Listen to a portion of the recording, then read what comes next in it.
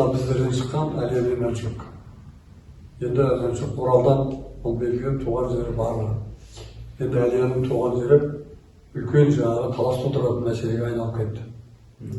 Өйткені бізде бар дерек бойынша, айтулар бойынша, Әлия мынау жаңағы Алтай совхозын білесіңдер ғой мына жердегі?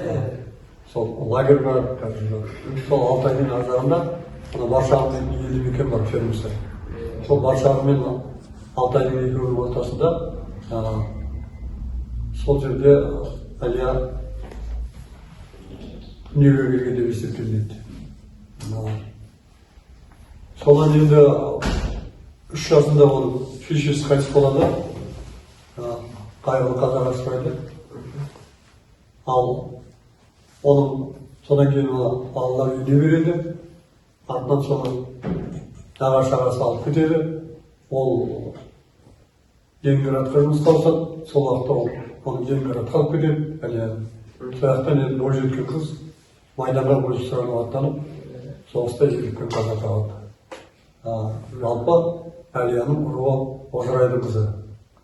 Нағашылары Табындар, шешесі Табынның қызы. Сондықтан Молдағұлова деп шешесінің фамилиясына жазылған, Әлия Молдағұлова деп. Нұрмұхамбетова деген, отчествосы, әкесінің аты Нұрмұхамбет, ол Ожырай қуғынға ұшыраған, репрессияға қашып жүрген.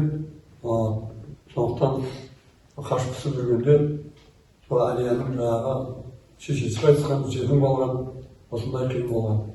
Ол алғашқы кезде жетім қалғанда Оспан дейтін ағасы сол Әлияның жас жігіт, сол қолына шамал ұстап көрген, бірақ әйел болмаған, басқа үй жоқ, жас жігіт болғасын, кішкентай қызды асырай алмаған, сосын амандық неге келген. Ал енді оны зерттеп, жақсы зерделеп, кезінде Лениншіл жастар жазып, материал болып шыққан, бірақ оның арты зерделеп деген ештеңе жоқ. Мына Қалампыр Шәтенова деген жерім бар Алтайда. Сол өте жақсы көреді. Ол да сол біздің Алтайдың басқа жеріндегі тарихи оқиғаларды зерттеп жүрген зерттеуші.